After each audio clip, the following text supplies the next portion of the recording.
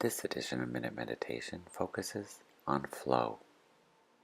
Today, I try to control nothing and be as a boulder in the middle of falling, running, spilling water.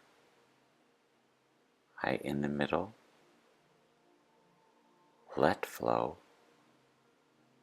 not obstruct, permit, allow, and empower. I give up control. I let control go. The flow of air and water and love around me is more powerful than I. And this concludes this edition of Minute Meditation.